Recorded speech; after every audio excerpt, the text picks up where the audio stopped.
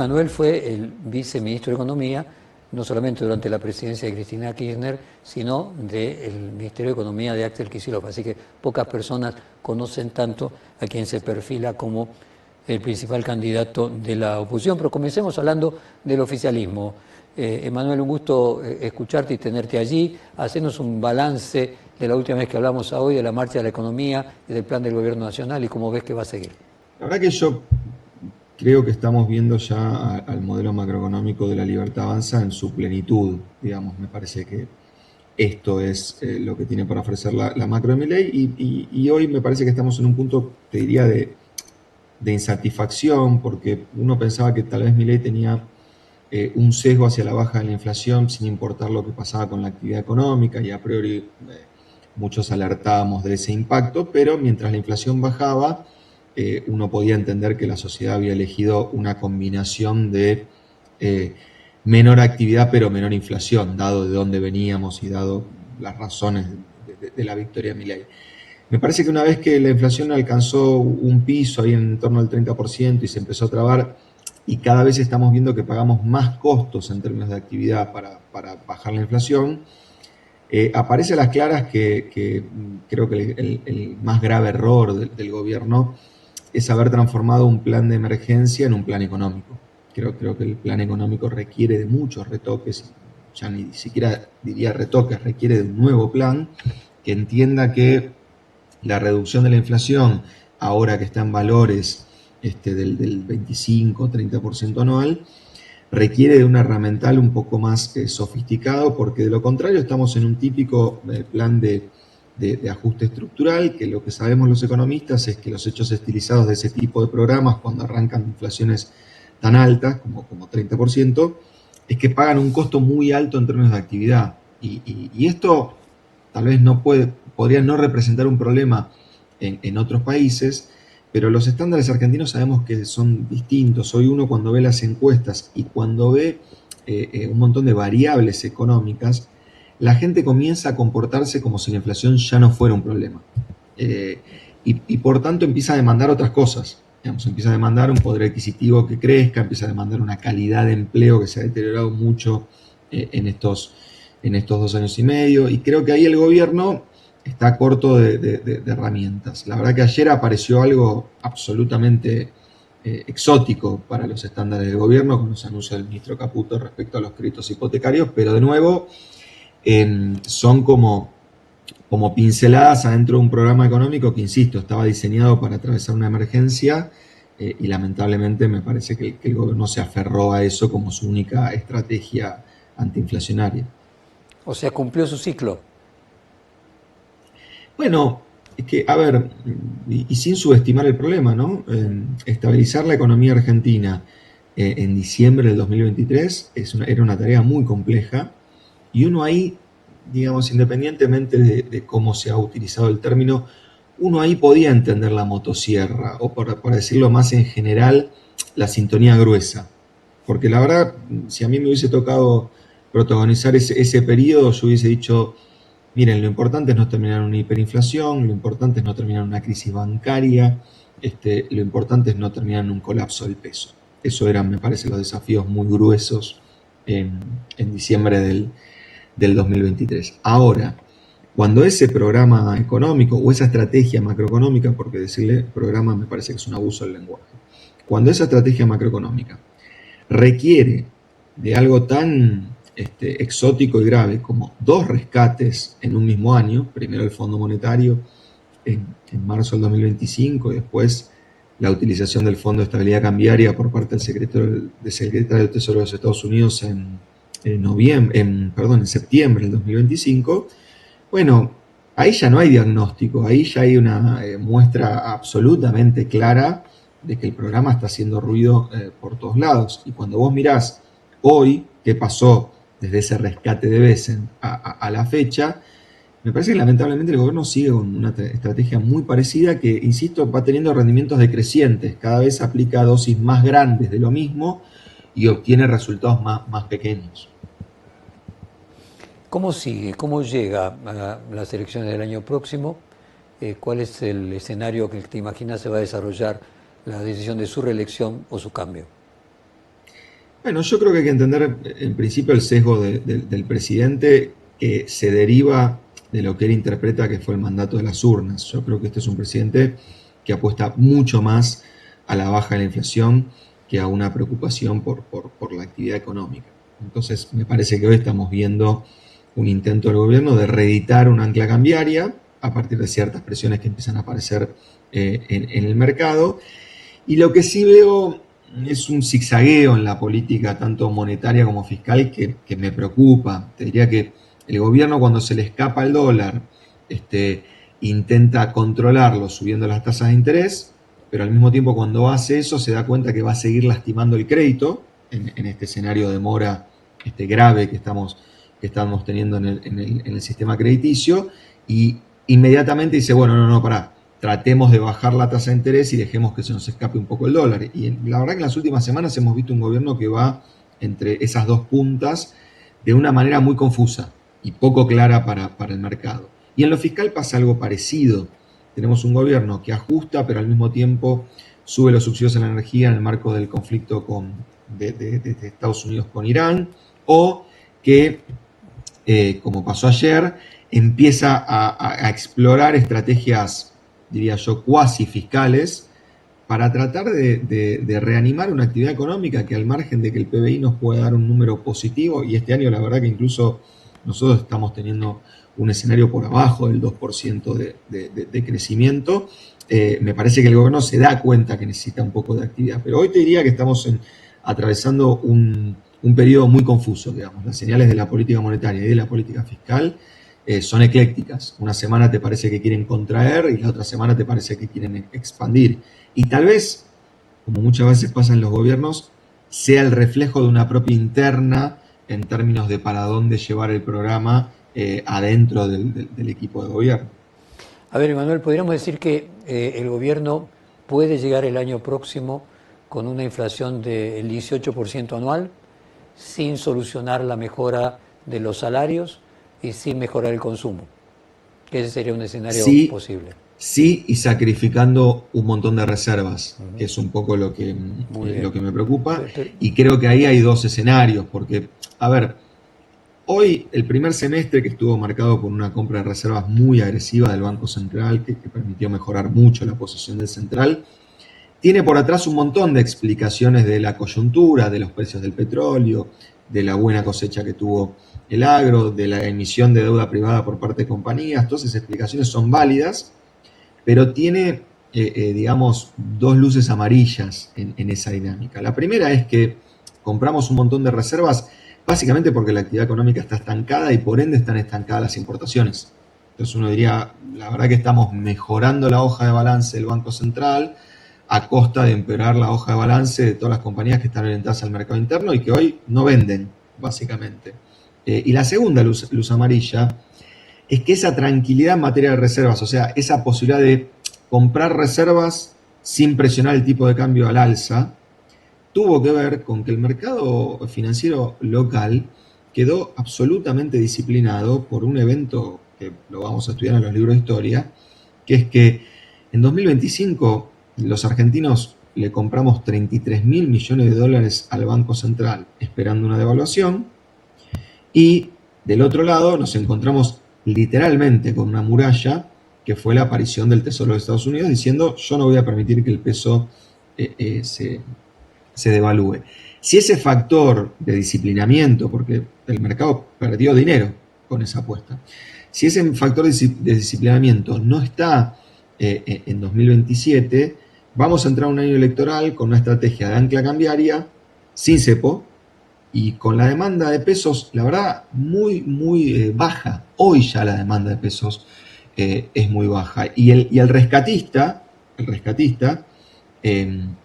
está teniendo problemas en su propio país. Nosotros, porque somos argentinos y estamos muy involucrados en la dinámica local, pero la verdad que la controversia que estamos viendo entre la Reserva Federal de los Estados Unidos y el secretario del Tesoro, y la intervención del secretario del Tesoro en cuestiones que son propias de la Reserva Federal, como la tasa de interés, realmente a mí me parece que es un escenario que va a derivar en una complicación en la gestión de Bessent. Así que si contamos con Bessent a partir del del 2 de enero del 2027, si ese es el escenario base del gobierno, yo diría que hay que empezar a plantear un plan B. Pero bueno, imaginemos que logra llegar a las elecciones con 18% de inflación anual, sin mejora de la capacidad de compra de la mayoría de los argentinos, con una tensión cambiaria, pero sin que se explote las posibilidades que tendría de ser reelecto, o sea, de que la sociedad, los votantes consideren que es el apto para la segunda fase, ya no para bajar la inflación, parecerían no estar resueltas, porque podría lograr bajar la inflación, pero todas las otras cosas no, en cuyo caso Nuestra sería...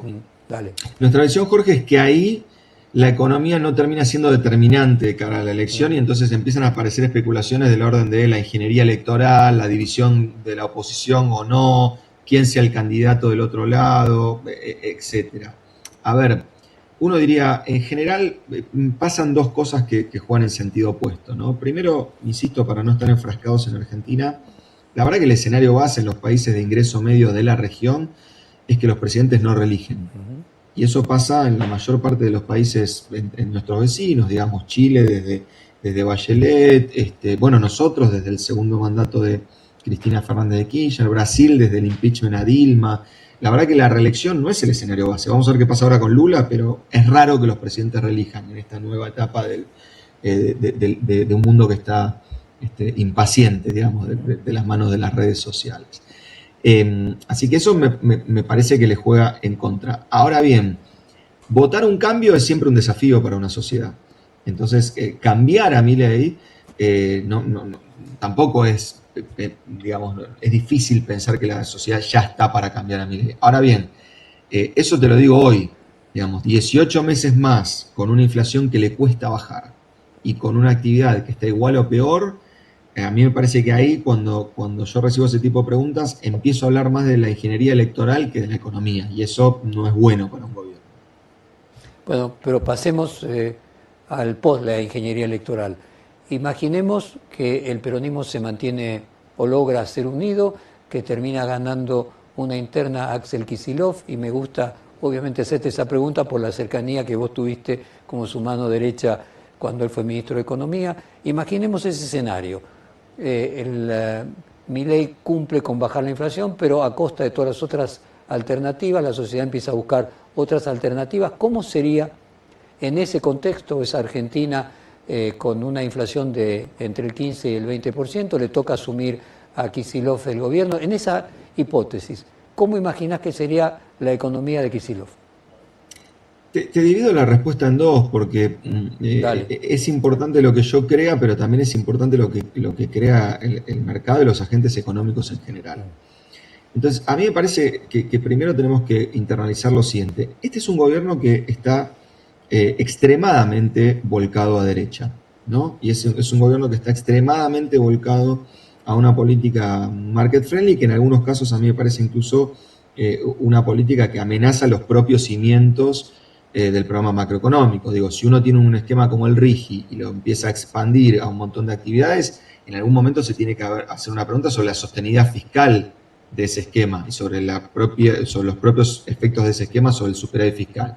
Entonces, lo que me preocupa es el swing que va a sufrir el mercado, porque cualquiera que no sea Milei, que gane del otro lado, puede ser Kicillof, pero también puede ser otro candidato del peronismo que venga a decir, no me gusta el modelo de Milei, para el mercado va a ser una tragedia. Y el mercado no va a pagar por adelantado un giro pragmático de un candidato peronista a lo Lula en el 2000. O sea, el mercado va a esperar un giro en el modelo económico de Argentina con una visión muy negativa. Entonces, quien gane del otro lado, si ese fuera el caso, va a asumir en una situación compleja en términos del spread soberano, compleja en términos de la expectativa de evaluación, compleja. Si después vos me preguntás a mí, pero ¿y cuál es tu opinión? Vos que trabajaste con Axel, vos que lo conocés, yo en esto también, la verdad que lo trato de hacer profesionalmente, porque no me gustan los argumentos del estilo de yo lo conozco. Me parece que esos argumentos hoy valen poco porque la política tiene sus propias leyes. Pero si vos mirás la gestión de Axel en economía y si mirás la gestión de Axel en la provincia de Buenos Aires, yo diría, mirá, va a ser un gobierno de centro-izquierda pragmático. Entonces, no va a ser un gobierno comunista. Ahora, el mercado lo va a pricear, como comúnmente se dice, como un giro a extrema izquierda. Si después el swing es un giro hacia centro izquierda, bueno, tal vez podemos tener una dinámica parecida a lo que fue un Lula que también ganaba con, la primera vez, ¿no?, que ganó, que ganaba con el mote de el Partido de los Trabajadores, un giro muy dramático a izquierda, que después terminó siendo un gobierno parecido a los gobiernos de centro izquierda de la región, en eso que se llamó, que se dio a llamar la ola rosa. Permitime que me ponga allí, porque es un tema preferido, porque a mí me tocó seguir muy de cerca el proceso en Brasil.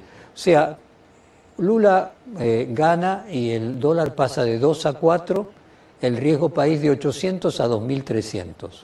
Y luego él nombra en el Banco Central al expresidente mundial del Banco de Boston, asume como ministro de Economía Palocci y dice no solamente un superávit fiscal de 2%, vamos a tener un superávit fiscal de 5,7%. En muy poco plazo el dólar baja de 4 a 1,60, o sea, menos que antes, y el riesgo país de los 700 puntos que entregó Fernando Enrique Cardoso bajó a 300, a la mitad. ¿Es hipotetizable eso? O sea, que frente a esa situación de que obviamente el mercado decirá, bueno, llega el izquierdismo, lo mismo que le pasó con Lula, pero que una persona como Kicillof dé como respuesta a un presidente del Banco Central, un ministro de Economía y una política que refuerza el superávit fiscal, o por su cuestión ideológica, que no la tiene Lula, porque bueno, no es economista, no tiene el nivel ideológico que tiene Kicillof, no tiene el nivel académico que tiene Kicillof, que normalmente son sesgos intelectuales que a uno lo condicionan para bien. ¿No sería posible que él hiciera eso? Bueno, lo que señalás es bien importante porque ahí vos dejás muy en claro el problema de cuando el mercado te percibe de una manera en la cual vos realmente no sos, pero lo que importa al final del día son las percepciones. O sea, Lula tuvo que exagerar su giro hacia mercado, poniendo gente que no era de su riñón político, como típicamente se dice. Yo en esto tengo una posición más general, que creo que Argentina necesita hace tiempo que los presidentes se animen a poner funcionarios que manejen la economía con cierta autonomía. Autonomía no en el sentido de que lleven la economía donde ellos quieran, sino que le puedan decir al presidente que no.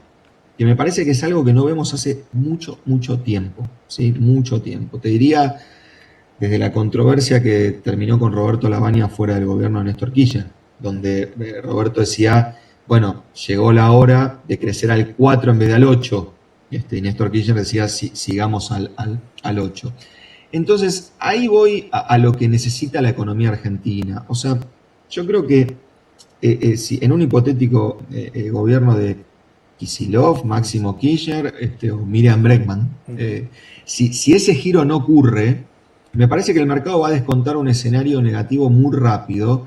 Y entonces el truco que algunas veces hacían los gobiernos en Argentina, que era, bueno, yo tengo como 2 años de changüí para emitir, poner un cepo, cerrar un poco las importaciones, generar una recuperación rápida de la actividad económica a costa de una suba de la inflación y ganar la elección de medio término, que fue tal vez la estrategia de Alberto Fernández. A mí me parece que ese tiempo una Argentina que está tan desgastada ya no lo tiene.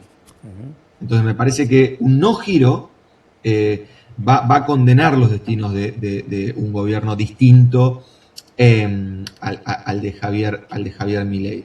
Y por otro lado, Jorge, mi punto con esto es casi te diría aritmético. Argentina tiene pocos drivers de crecimiento para adelante debido a la debilidad de su moneda.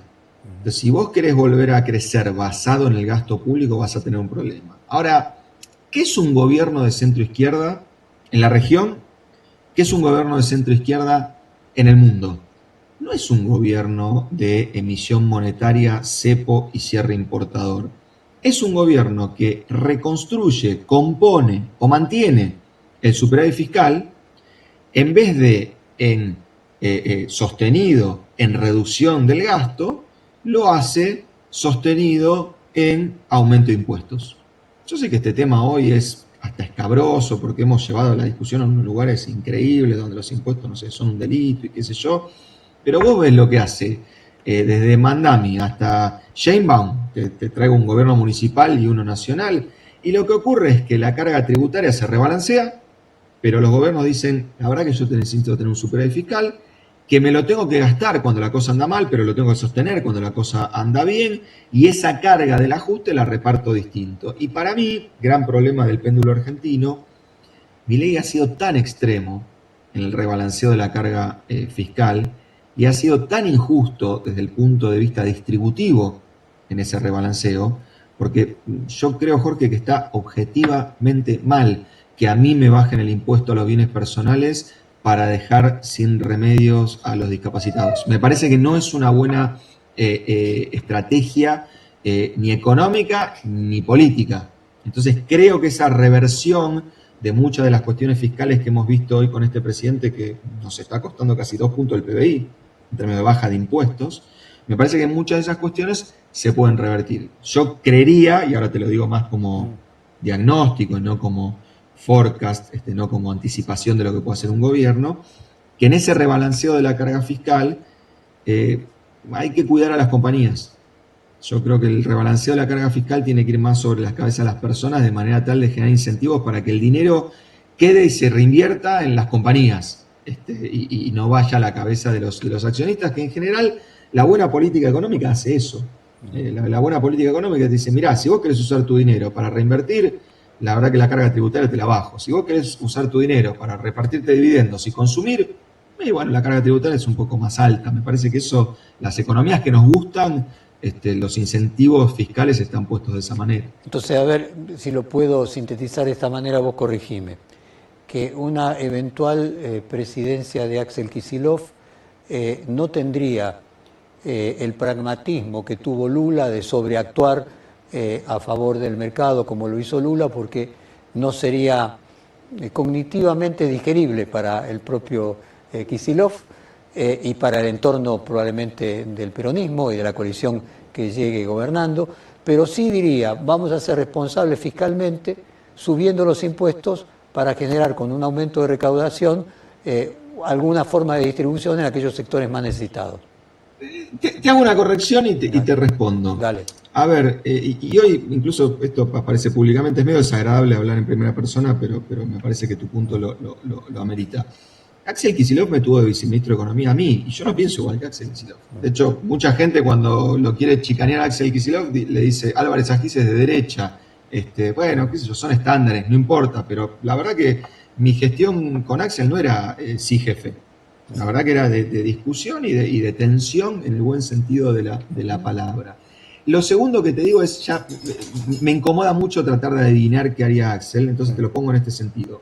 Si un cambio de gobierno que gira esto a la izquierda no quiere terminar con 3 dígitos de inflación, cepo y precios en dólares alocados, necesita de un rebalanceo fiscal que permita mantener el superávit apoyado en otros pilares y de una política que cuida la inversión de manera más inteligente, en mi impresión, que como Milei intenta cuidar la inversión. Pero que Argentina necesita inversión porque es un país que está absolutamente subinvertido y en particular del 2000 a esta fecha está subinvertido en lo que refiere a inversión extranjera directa, es algo que los datos lo muestran a las claras. Entonces creo que en ese sentido yo me daría mucha pena que pensemos que para que los conurbanos tengan un mayor nivel de actividad, una mejor calidad de empleo y un mejor nivel de ingresos, lo que hay que hacer es arruinar la economía de la cordillera.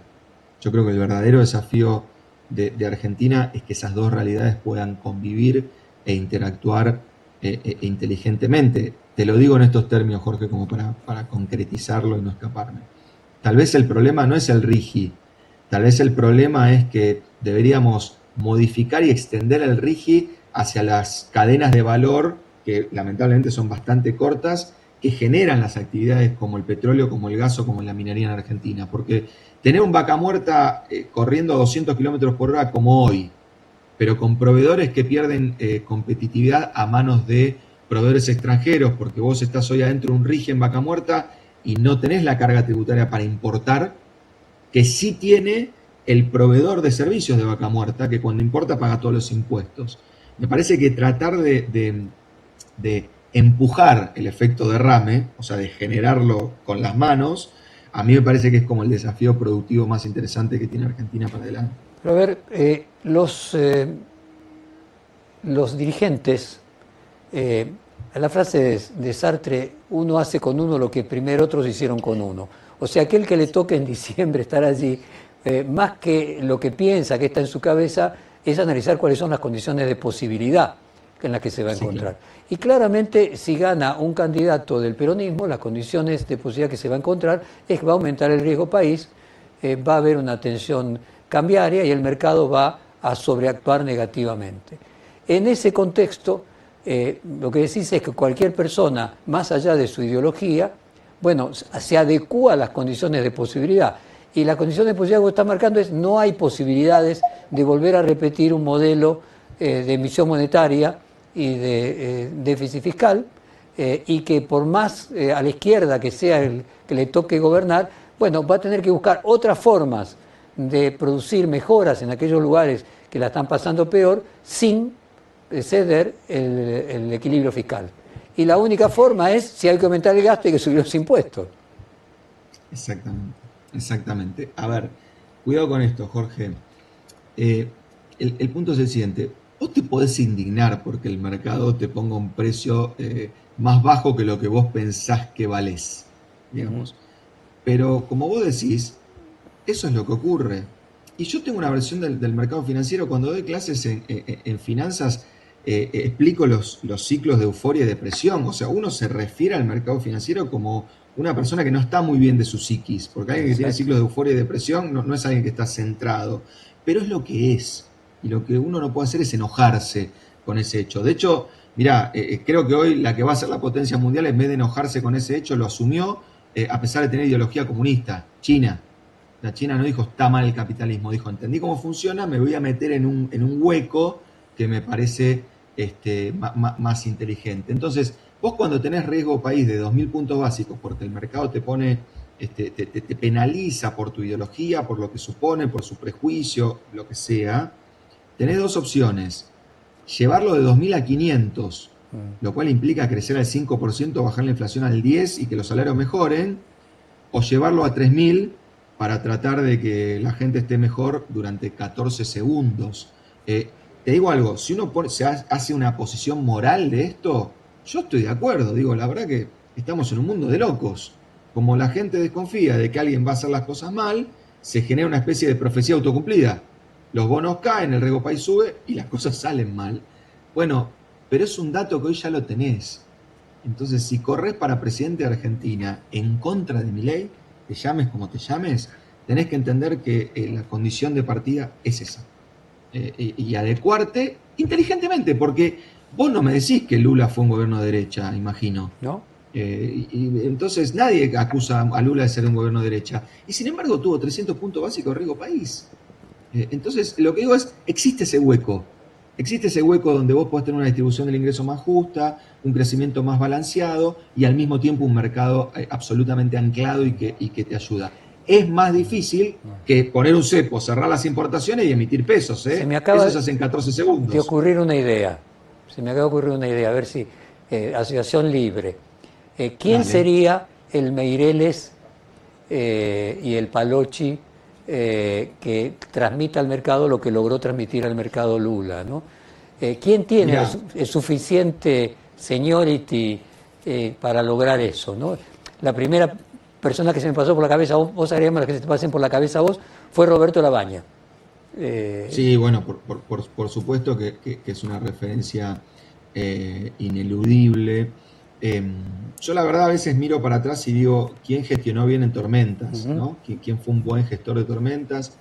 Me parece que la gestión de Alfonso Pratgay al frente del Banco Central fue algo muy destacable. Me parece que en Argentina estamos locos, Jorge, pero la verdad que si vos agarrás el espectro ideológico argentino, es difícil pensar en una persona como Pratgay en la extrema derecha. Digo por sus consideraciones bueno, él tenía decorado con Keynes, perdóname, él tenía decorado su estudio todo con Keynes, así que tendría un punto de contacto con Axel Kicillof respecto de su ídolo. Pero, Jorge era una persona que compraba dólares para que el dólar no se apreciara, o sea, operaba a contrapelo del mercado, cuando el 99% de los economistas en ese momento le decía, no, libre mercado, que el dólar se vuelva a apreciar. O sea, es una persona que, lo digo exageradamente, evitó una enfermedad holandesa tempranamente en Argentina. Entonces, me parece que es alguien para tener en cuenta. Después, obviamente, colegas míos que yo respeto, no sé, Hernán Lacunza, Marina Alpoyeto,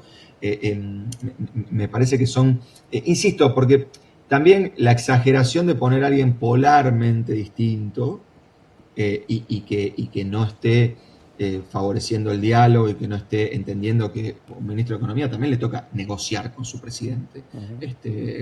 Eso es obvio, porque tampoco uno puede pensar un gobierno donde después termina todo trabado, porque la verdad que las visiones son absolutamente polares. Pero también me parece que en términos políticos nos haría muy bien mostrar que podemos convivir e incluso gestionar con gente que piensa distinto y con gente que viene de otra raíz ideológica, política. Me va a matar Alfonso, que ahora lo estoy viendo ahí en pantalla. Pero lo digo con el mayor de, la verdad que lo digo con el mayor de los respetos hacia su figura. Y creo que Argentina viene necesitando eso. Tal vez yo soy un iluso, ¿no? Porque no parece que la sociedad esté muy llamada o la política por lo menos muy llamada al diálogo y al consenso, pero creo que para arreglar un problema argentino, si uno trae a este siglo, medio de los pelos, los componentes políticos del programa de estabilización de Israel, uno entiende que de alguna manera tenemos que lograr cerrar la grieta, porque con grieta la política económica se vuelve imposible. Imposible. Y lo estamos viendo hoy con Milei. Ayer Caputo es una medida que para mí está perfecta y ya empezamos todos a chicanearlo. Ahora sos keynesiano, ahora hablas de la justicia social. Y yo digo, es más sano que un ministro diga, miren muchachos, para extender la maturity de este mercado, para lograr que haya depósitos a largo plazo en Argentina, no lo va a hacer el sector privado. El que tiene que hacer punta en eso es el sector público. Y voy a usar la plata de los jubilados para que los argentinos tengan crédito hipotecario. Chapó. Digamos, ojalá hubiese más de esas cosas. Pero a veces pasa esto, hace esto Caputo, el núcleo duro de la Libertad Avanza empieza a decir, che, ¿qué pasó? ¿Se dio vuelta? ahora es keynesiano Caputo, ahora es intervencionista. Y así nos quedamos entrampados en estos programas macroeconómicos que no andan ni para atrás ni para adelante. En síntesis, el próximo presidente, si no fuera Javier Milei, independientemente de un plan económico, lo que tiene que hacer es cerrar la grieta, en cuyo caso tiene que construir puentes con el otro lado y señales de puente con el otro lado, ¿no? Yo creo que sí, Jorge, porque me voy a poner un poco marxista, pero la lucha de clases o se arregla o destruye un país. Entonces esta idea de que cada polo vota al preferido para que le mejore su balance inmediatamente a costa del balance de la otra vereda, tiene patas muy cortas. Y lo estamos viendo hace como 12 años que tiene patas muy cortas.